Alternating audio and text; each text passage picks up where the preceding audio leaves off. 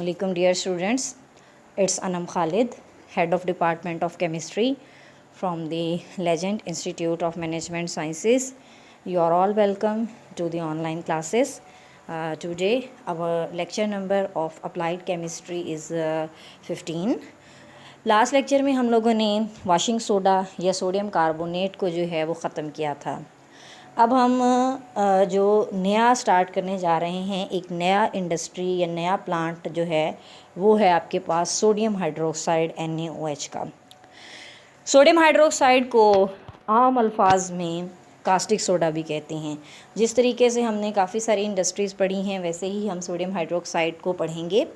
Sodium hydroxide का तकरीबन 1 से 1.5 लेक्चर जो है वो आपको ईद से पहले मैंने डिलीवर किया था, लेकिन ये जो अब मैं आपको लेक्चर देने जा रही हूँ, ताकि बहुत सारे बच्चे ऐसे थे जिन्होंने वो नहीं ले सके, तो मिड से स्टार्ट करने की बजाय जो है वो मैं इस प्लांट को शुरू से ही स्टार्ट कर रही हूँ। ठीक है। General introduction. कास्टिक सोडा क्या होता है? कास्टिक सोडा और NaOH एक ही चीज़ है। कास्टिक लफ्ज़ का मतलब होता है कोई ऐसी चीज़ जो आपको बर्निंग कॉज करे, जो आपको जला दे। फार्मूला और स्ट्रक्चर अगर हम इसका देखते हैं तो फार्मूला होता है इसका NaOH, सोडियम हाइड्रो ऑक्साइड। इसका स्ट्रक्चर क्या है वो हम इसको नेक्स्ट स्लाइड में देखेंगे कि इसका स्ट्रक्चर जो है वो क्या हो सकता है। इसका मोलर मास 40.01 है। अब मोलर मास कैसे निकाला? सोडियम का आप सबको पता है 23 है, ऑक्सीजन का 16 है, हाइड्रोजन का 1 है, तो ये राउंड अबाउट बनता है 40 एटॉमिक मास यूनिट या 40.01 gram per mole. It is the alkali salt of sodium. ये सोडियम का अल्कली साल्ट है। अल्कली साल्ट से मुराद ये है कि इसके अंदर सोडियम के अलावा हाइड्रो ऑक्साइड आयन होंगे। अल्कली हाइड्रोक्साइड को कहते हैं, तो लिहाजा ये अल्कली है किसका? सोडियम आयन का। ठीक हो गया। अब इसका स्ट्रक्चर जो है वो नेक्स्ट स्लाइड में दिखाया हुआ है, वो आपको मैं भी आप लोगों से उसको डिस्कस करती हूँ। It is an ionic compound. ये आयनिक कंपाउंड है जिसमें सोडियम के ऊपर पॉजिटिव चार्ज है और हाइड्रो ऑक्साइड के ऊपर जो है वो नेगेटिव चार्ज है।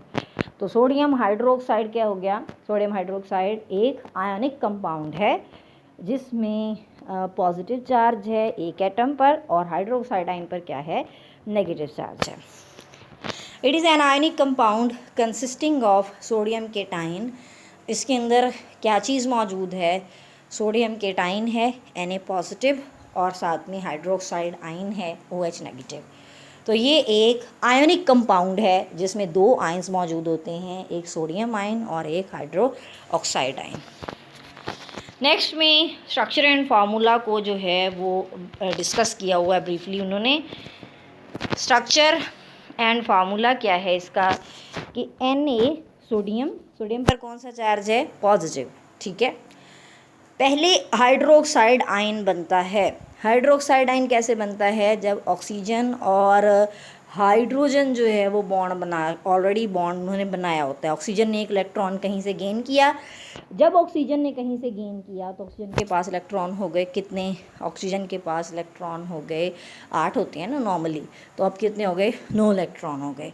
तो उसके साथ एक हाइड्रोजन के साथ जो है वो बॉन्डिंग में चला गया। साथ जब OH नेगेटिव आयन बन जाएंगे तो जो अपोजिट आयन्स होते हैं उनकी फोर्सेस ऑफ अट्रैक्शन की वजह से, यानी फोर्सेस ऑफ अट्रैक्शन जो हैं वो ये हैं Na पॉजिटिव और OH नेगेटिव।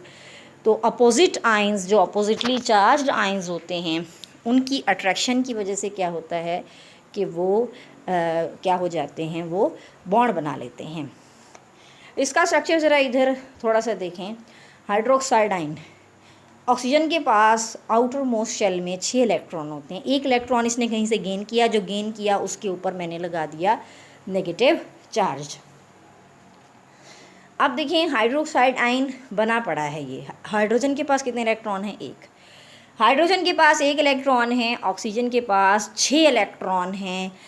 1 इलेक्ट्रॉन ऑक्सीजन ने कहीं से जब गेन किया तो वो नेगेटिव आयन यानी हाइड्रोक्साइड आयन बन गया। तो हाइड्रोक्साइड आयन और साथ में उसके क्या आ गया?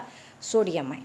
तो हमारा प्रोडक्ट क्या बन गया, हमारे पास एक आयोनिक प्रोडक्ट जो है वो आया, और आयोनिक प्रोडक्ट में सोडियम आयन पर पॉजिटिव चार्ज है और हाइड्रो ऑक्साइड आयन पर नेगेटिव चार्ज है।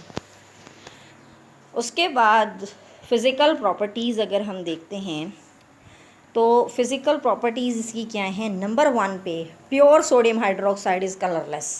सोडियम हाइड्रोक्साइड कलरलेस होता है और ये बिल्कुल ऐसे होता है जैसे पैलेट्स होती हैं किसी चीज़ की, यानी छोटी छोटी टुकड़ियों की सूरत में जो है ये होता है, दानों की सूरत, जैसे तस्बीह के दाने को हाफ़ कट कर दिया जाए। अगर आप एक मोती को हाफ़ कट करते हैं, बिल्कुल कास्टिक सोडा या जो आपका सोडियम हाइड्रोक्साइड है ये बिल्कुल इसी तरह से दिखाई देता है। ये कलरलेस है, कलरलेस क्रिस्टलाइन सॉलिड है, मेल्ट होता है 318 पर, यानी 318 डिग्री सेंटीग्रेड पर ये मेल्ट होता है। इतनी इसकी स्टेबिलिटी है कि ये 317 या 300 डिग्री सेंटीग्रेड को ईज़िली बर्दाश्त कर सकता है। जैसे ही टेम्परेचर 318 पर जाएगा ये क्या हो जाएगा, ये मेल्ट होने लग जाएगा। 318 जो है ये डिग्री सेल्सियस में है, आप इसे कन्वर्ट जो है ये फ़ारेनहाइट में कर सकते हैं विदाउट डीकम्पोजिशन, यानी ऐसा भी नहीं है कि 100 पर ये डीकम्पोज हो जाएगा, नो, 318 तक ये मेल्ट होता रहता है, मेल्ट होता है, लेकिन इसकी कंपोजिशन पर कोई फ़र्क नहीं पड़ता। इट्स बॉइलिंग पॉइंट इज़ 1388, इसका बॉइलिंग पॉइंट जो है वो 1388 डिग्री सेंटीग्रेड है, यानी इतने ज़्यादा हाई टेम्परेचर पर जाकर ये क्या होता है, ये बॉयल करता है अपने आप को। It is highly soluble in water, ये वाटर में बहुत ज़्यादा सॉल्यूबल है। वाटर में सॉल्यूबल होने की वजह ये है कि इसके पास सोडियम आयन है पॉजिटिव Na और hydroxide ion OH negative. Water में क्या होता है, H पॉजिटिव और OH नेगेटिव। चूँकि वाटर भी पोलर है और सोडियम हाइड्रोक्साइड भी पोलर है, दोनों के पोलर होने की वजह से बॉन्ड कौन सा बनेगा, आयनिक बॉन्ड, और ये इजीली आपस में क्या हो जाते हैं, डिज़ोल्व हो जाते हैं। With a lower solubility in polar solvent such as ethanol and methanol. ये नॉन पोलर आना है, इसको ठीक कर लीजिएगा। यहाँ पर स्टूडेंट्स इधर जो है ये नॉन पोलर आना है। It is highly soluble in water with a lower solubility in polar solvent. लेकिन आहिस्ता आहिस्ता अगर सॉल्वेंट को नॉन पोलर करते जाएंगे, मतलब एथेनॉल और मेथनॉल जो हैं वो स्लाइटली पोलर होते हैं, तो स्लाइटली पोलर में इनकी जो सॉल्युबिलिटी होगी वो आहिस्ता आहिस्ता क्या होती जाएगी, कम होती जाएगी। लेकिन अगर बिल्कुल आप पोलैरिटी ख़त्म कर देते हैं तो पोलैरिटी ख़त्म करने के नतीजे में क्या होगा कि उससे आपकी जो सॉल्युबिलिटी है वो भी ख़त्म हो जाएगी। सोडियम हाइड्रोक्साइड इनसॉल्युबल होता है ईथर में, और नॉन पोलर सॉल्वेंट में ये बिल्कुल हल नहीं होता। क्यों नहीं होता, क्योंकि नॉन पोलर और पोलर एक दूसरे के लिए आपस में एफिनिटी नहीं रखते। एफिनिटी उन चीज़ों की होती है जो सेम होती हैं, यानी like dissolve like. Polar polar को हल कर सकता है और नॉन पोलर हमेशा नॉन पोलर को हल करता है। तो ये हमारे पास जो है वो बेसिक इसकी फ़िज़िकल प्रॉपर्टीज़ थी कि नंबर 1 पे क्या है कि प्योर हाइड्रोक्साइड जो होता है ये कलरलेस होता है, ठीक है।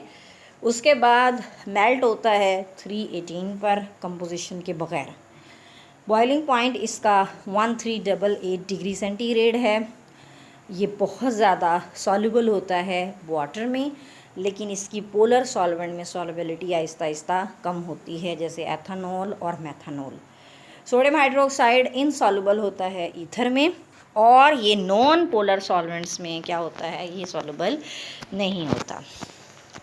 तो अब एक क्वेश्चन और जो यहाँ अराइज होता है वो बहुत इम्पॉर्टेंट क्वेश्चन है, और ये अक्सर आपसे वाइवा में या वैसे पेपर में भी पूछा जा सकता है कि सोडियम हाइड्रोक्साइड एक बेस है या ये अल्कली है।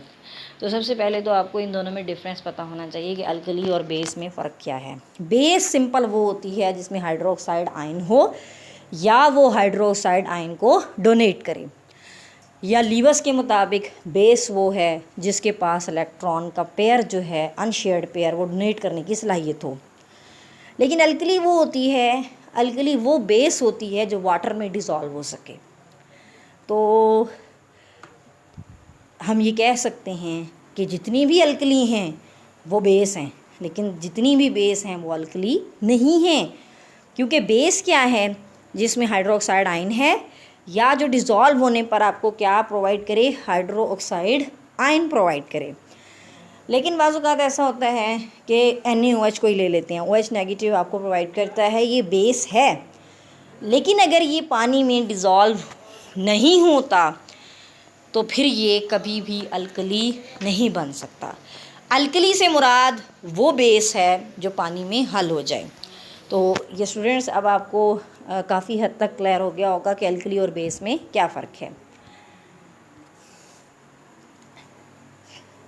सोडियम हाइड्रोक्साइड NaOH एक सॉल्युबल बेस है। सॉल्युबल बेस का मतलब ये है कि ये पानी में इजीली हल हो जाती है।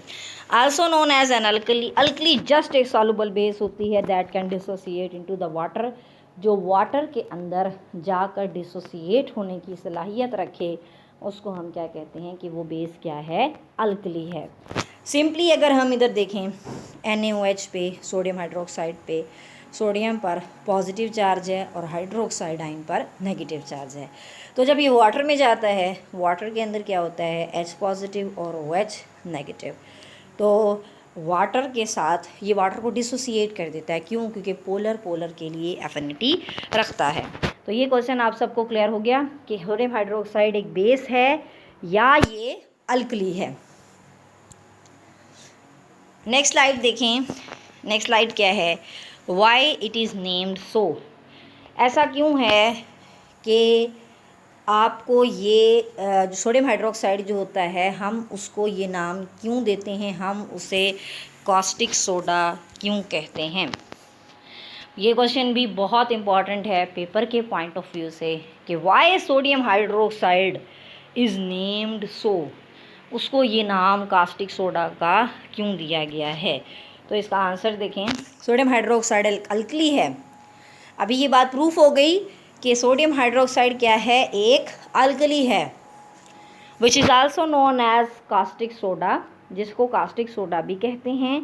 कास्टिक लफ्ज़ का मतलब होता है बर्निंग, एक जलती हुई चीज़, and caustic soda takes it name from the way it can burn the skin. तो कास्टिक सोडा को ये नाम भी इसीलिए दिया गया है क्योंकि ये आपकी स्किन को फौरी तौर पर क्या कर देती है, बर्न कर देती है। ठीक है। It has the chemical formula of sodium hydroxide. इसका केमिकल फार्मूला क्या है, सोडियम हाइड्रोक्साइड यानी NaOH है। एज अ सॉलिड के तौर पर अल्कली डेलिक्विजेंट होती है। डेलिक्विजेंट का मतलब ये है कि ये नमी को अपने अंदर जज्ब करने की सलाहियत रखती है। हर वो चीज़ जो वाटर को बाहर से जज्ब करने की सलाहियत रखे उसको हम डेलिक्विजेंट कहते हैं, या उसको हम क्या कहते हैं कि वो मॉइस्चर टाइप होती है। ठीक है। तो ये डेलिक्विजेंट होता है। आप इसका एक्सपेरिमेंट अपनी लैब में भी कर सकते हैं कि ये एक पैलेट है, ठीक है, सोडियम हाइड्रोक्साइड की। आप कुछ देर इसे ऐसे एरिया में रख दें जहाँ नमी हो, जैसे AC वाला रूम है या कहीं पर भी है, तो आप थोड़ी देर के बाद ये देखेंगे कि वो सारी नमी सोडियम हाइड्रोक्साइड के जो पैलेट होगी वो उसे एब्जॉर्ब कर लेगा और वो खुद स्वेल होकर थोड़ा साइज़ भी अपना क्या कर लेगा, बड़ा कर लेगा। तो यही चीज़ हम कहते हैं कि ये क्या है, इसीलिए जैसे कहा जाता है कि केमिकल्स को किसी भी सूरत आप गर्मी बहुत ज़्यादा हीट में या बहुत ज़्यादा ठंडक में मत रखें। क्यों? क्योंकि केमिकल जो है वो अपनी प्योरिटी तब तक बरकरार रखता है जब तक कि उसका एनवायरनमेंट बरकरार रहे। अब सोडियम हाइड्रोक्साइड नमी को जज़्ब कर लेता है और ये इवन दैट इतना ज़्यादा डेलिक्विजेंट है कि आप ज़रा सी इसके अंदर नमी ज़रा सी कमरे में है या नहीं है, वाटर के वेपर्स कहीं पर भी मौजूद हैं, तो ये इजीली उनको क्या कर लेता है, एब्जॉर्ब कर लेता है। And readily absorb moisture and carbon dioxide. और ये ना सिर्फ मॉइस्चर को एब्जॉर्ब करता है बल्कि मॉइस्चर के साथ साथ ये कार्बन डाइऑक्साइड को भी एब्जॉर्ब कर सकता है। अब इसकी कुछ केमिकल प्रॉपर्टीज़ हैं, ये हमारे सिलेबस में तो नहीं है लेकिन हम फिर भी इसको देख लेते हैं। दो चार रिएक्शंस जो हैं वो अक्सर पेपर में आ जाते हैं। सबसे पहली केमिकल प्रॉपर्टी है इसकी न्यूट्रलाइजेशन। जैसा कि आप सब जानते हैं, एक ऐसा केमिकल रिएक्शन जिसमें एसिड और बेस दोनों मिलकर वाटर और साल्ट बनाते हैं, उसे हम क्या कहते हैं, न्यूट्रलाइजेशन। रिएक्शन आपके सामने लिखा हुआ है। सोडियम हाइड्रोक्साइड में जब ऐड होगा HCl हाइड्रोजन क्लोराइड, तो आपको मिलेगा NaCl प्लस वाटर। NaCl क्या है, साल्ट है, और H2O क्या है, वाटर है।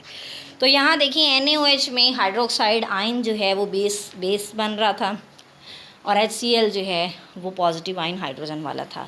तो दोनों मैच करके क्या बन जाएंगे, वाटर। तो दोनों की एसिडिटी और बेसिसिटी ख़त्म हो गई, न्यूट्रलाइज हो गया। तो इसको रिएक्शन को हम क्या कहेंगे, that one is known as neutralization. उसके बाद देखें रिएक्शन विद अमोनियम साल्ट्स। अब सोडियम हाइड्रोक्साइड में अमोनियम क्लोराइड डालेंगे। जब सोडियम हाइड्रोक्साइड में अमोनियम क्लोराइड डालेंगे, आपके पास बनेगा अमोनियम हाइड्रोक्साइड और NaCl, यानी अमोनियम हाइड्रोक्साइड बन गया और साथ में क्या बन गया, NaCl। रिएक्शन विद मेटल्स के साथ इसका रिएक्शन क्या है कि एल्यूमिनियम जब in the presence of water NaOH के साथ रिएक्ट करती है तो ये बनाती है सोडियम एल्यूमिनेट NaAlO2, और साथ में हाइड्रोजन गैस जो है वो इसके इवॉल्व होती है। ये इसकी 3-4 केमिकल प्रॉपर्टीज़ थी जो कि आपको पता होनी चाहिए कि ये किस तरह का कंपाउंड है। अब हम इसकी प्रिपरेशन को लेंगे कि हम इसको प्रिपेयर कैसे कर सकते हैं। तो सबसे पहले अगर मेथड ऑफ प्रिपरेशन की बात करते हैं तो 3 मेथड हैं इसको बनाने के। पहला मेथड है मर्करी सेल, दूसरा है मेम्ब्रेन सेल, तीसरा है डायाफ्राम सेल। तो इन तीनों के अपने अपने एडवांटेजेस हैं और इन तीनों की अपनी अपनी लिमिटेशंस हैं। सबसे पहले हम आएंगे मर्करी सेल पर कि मर्करी सेल जो है वो किस तरीके से अपना काम करता है। अब ज़रा इसको हम बहुत अच्छे से पढ़ते हैं कि ये है क्या। मर्करी सेल में sodium forms an amalgam, sodium एक अमलगम बनाता है मर्करी के साथ, यानी सोडियम जब मर्करी के साथ मिलेगा Hg के साथ, तो जो रिज़ल्टिंग कंपाउंड होगा उसको हम क्या कहेंगे, उसको हम कहेंगे अमलगम। तो आपके पास मर्करी सेल में क्या बन गया, अमलगम बन गया। With the mercury at the cathode this amalgam react with the water in a separate reactor. ये फिर जो अमलगम बनेगा, यानी सोडियम और मर्करी के मिलने से जो अमलगम बनेगा, वो अमलगम वाटर के साथ रिएक्ट करेगा एक अलग से रिएक्टर में, और वो क्या कहलाता है, उसमें डीकम्पोज़र है। डीकम्पोज़र में क्या होना है, हाइड्रोजन गैस और कास्टिक सोडा जो है वो प्रोड्यूस होने हैं। यानी सबसे पहले क्या होगा, अमलगम बनेगा। अमलगम में क्या है, सोडियम और मर्करी दोनों जब मिलेंगे तो वो जाएंगे एक सेपरेट रिएक्टर में। रिएक्टर में उस सेपरेट रिएक्टर का नाम क्या है, कंपोज़र, डीकम्पोज़र है। डीकम्पोज़र का जो रिएक्टर होगा उसके अंदर हाइड्रोजन गैस और आपके साथ क्या बनेगा, उसमें कास्टिक सोडा 50% जो है उसमें बनेगा। नेक्स्ट देखें, as the brine is usually recirculated. अब ये जो ब्राइन होता है, ब्राइन कहते हैं सेचुरेटेड सोल्यूशन है NaCl का, या सेचुरेटेड सोल्यूशन किसी भी चीज़ का हो उसे ब्राइन कहते हैं। ब्राइन को रिसर्कुलेट किया जाता है। सॉलिड साल्ट, जाहिर सी बात है आपको उसके लिए रिक्वायर होगा to maintain the saturation of the salt water, ताकि वो सॉल्ट वाटर की सैचुरेशन को मेंटेन कर सके। Brine is first dechlorinated. सबसे पहले ब्राइन को डीक्लोरिनेट किया जाएगा, यानी उसकी क्लोरीन जो है वो बाहर निकाली जाएगी। And then purified by a precipitation filtration process, और फिर उसे प्रेसिपिटेशन फिल्ट्रेशन प्रोसेस से गुजारा जाएगा। The product are extremely pure. ये जो प्रोडक्ट्स बनेंगी वो बहुत ज़्यादा एक्सट्रीम लेवल की प्योर होंगी। Chlorine along with a little oxygen, इसमें जो बाय प्रोडक्ट्स होंगी वो आपकी क्या होंगी, क्लोरीन होगी, कुछ थोड़ी सी अमाउंट में ऑक्सीजन होगी। उसे आप फर्दर प्योरीफिकेशन, यानी बार बार आप उसे इस्तेमाल कर सकते हैं ताकि आपका प्रोडक्ट जो है वो बन सके। तो अब आपने करना क्या है, सबसे पहले ब्राइन बन गया, इसमें ब्राइन को फिर डीक्लोरिनेट करना है। आपके पास प्रोडक्ट क्या आएगा, क्लोरीन आएगी और थोड़ी सी ऑक्सीजन आएगी, और फिर आप क्लोरीन और ऑक्सीजन को फर्दर अपने प्रोसेसेस के अंदर इस्तेमाल कर सकते हैं। अब हम आते हैं इसकी फर्दर डिस्क्रिप्शन क्या है। Of the three processes mercury process uses the most electricity. अब ये इस मेथड का एक नुकसान भी है, इसमें बहुत ज़्यादा आपकी इलेक्ट्रिसिटी यूज़ होती है। डिसएडवांटेज है, एक सीरियस डिसएडवांटेज मरकरी सेल का ये होता है कि इसमें क्या होता है आपके पास कि इसमें आपको बिजली चाहिए but not steam is required, इसमें स्टीम कोई नहीं चाहिए। The use of mercury demand major to prevent environmental contamination, इससे बहुत सारे आपको ख़तरे और भी हो सकते हैं इन्वायरमेंट को। Also mercury just be remove from the hydrogen gas and caustic soda solution. और एक और अजाब आपके लिए यहाँ ये बन सकता है कि आपने मरकरी को कास्टिक सोडा से फिर अलग भी करना होता है। Today the use of mercury based chlor alkali production has been phased out and this technology is no longer use in your. अब ये टेक्नोलॉजी कहीं पर भी इस्तेमाल नहीं हो रही। उसकी एक वजह ये है कि इसमें काफ़ी ज़्यादा इलेक्ट्रिसिटी इस्तेमाल होती है और इसका जो प्रोसेस है उससे आपको सोडियम हाइड्रोक्साइड जो मिलता है वो इतना ज़्यादा प्योर नहीं होता। नेक्स्ट स्लाइड में इसकी एक छोटी सी ज़रा डायग्राम देखें। डायग्राम को समझना है आपने। ब्राइन आपने डालना है यहाँ से। ब्राइन क्या होगा? सोडियम क्लोराइड का सैचुरेटेड सॉल्यूशन, यानी सोडियम क्लोराइड को जब वाटर के अंदर ऐड किया होगा तो वो आपके पास ब्राइन होगा। आपने दो कंपार्टमेंट्स लिए हुए हैं, उसके दरमियान आपने एस्बेस्टॉस की डायाफ्राम लगाई हुई है और हाइड्रोजन गैस एक तरफ से इवॉल्व होगी, एक तरफ से क्लोरीन गैस, और ब्राइन आपने यहाँ से जो है वो आपका बाहर आएगा। सोडियम आयन हाइड्रोक्साइड आयन ये मूव करेंगे। एस्बेस्टॉस डायाफ्राम का मकसद यहाँ ये होगा कि इसने आपकी जितनी भी प्रोडक्शन है उसको कंट्रोल करना है कि चार्जेस जो हैं वो कैसे मूव आउट कर रहे हैं। अब नेक्स्ट स्लाइड में हम कुछ देखेंगे इसके कि इसके क्या एडवांटेजेस हैं, फ़ायदे हैं और इसके क्या नुकसान हैं। मरकरी सेल जो है will produce chlorine and hydrogen gas. ये इसका सबसे बड़ा फ़ायदा है कि आपको बाय प्रोडक्ट कौन कौन से मिल रहे हैं। आपको हाइड्रोजन और क्लोरीन आपको बाय प्रोडक्ट मिल रहे हैं। Mercury buildup can be poisonous if critical mass is inhaled. इसका नुकसान ये है कि मरकरी पॉइजनस होता है, आप सबको पता है। जैसे आप घरों में थर्मामीटर इस्तेमाल करते हैं तो डॉक्टर्स आपको स्पेसिफ़िकली एक हदायत करते हैं कि आपने इसको जो थर्मामीटर है इसको चबाना नहीं है। बच्चों की इस वजह से मुंह के अंदर थर्मामीटर नहीं रखा जाता क्योंकि वो चबा ना लें। अगर उन्होंने उसको च्यू कर लिया, चबा लिया, तो उसके नतीजे में क्या हो सकता है कि मरकरी जो है वो इनहेल हो सकती है और मरकरी बहुत ज़्यादा आपके लिए पॉइजनस है, can lead to death. Ventilation can avoid this, लेकिन वेंटिलेशन अगर कर दी जाए तो ये अवॉइड भी हो सकता है। अगर मरकरी लीक आउट हो जाए तो वो भी आपको पता है कि इन्वायरमेंट के लिए बहुत ज़्यादा ख़तरनाक साबित हो सकती है। एनर्जी कॉस्ट इसकी बहुत ज़्यादा है, जैसे कि मैंने आपको पिछली स्लाइड में भी बताया अभी कि इससे बहुत ज़्यादा आपकी एनर्जी जो है वो खारिज होती है। इसकी कॉस्ट क्या है एनर्जी की? For 50 kilowatt per ton more to manufacture chlorine using the mercury cell than the diaphragm cell. इसलिए हम इसको इतना अच्छा कंसीडर नहीं करते, बल्कि हम डायाफ्राम सेल को जो है वो ज़्यादा अच्छा कंसीडर करते हैं। तो ये था स्टूडेंट्स आप लोगों का आज का लेक्चर।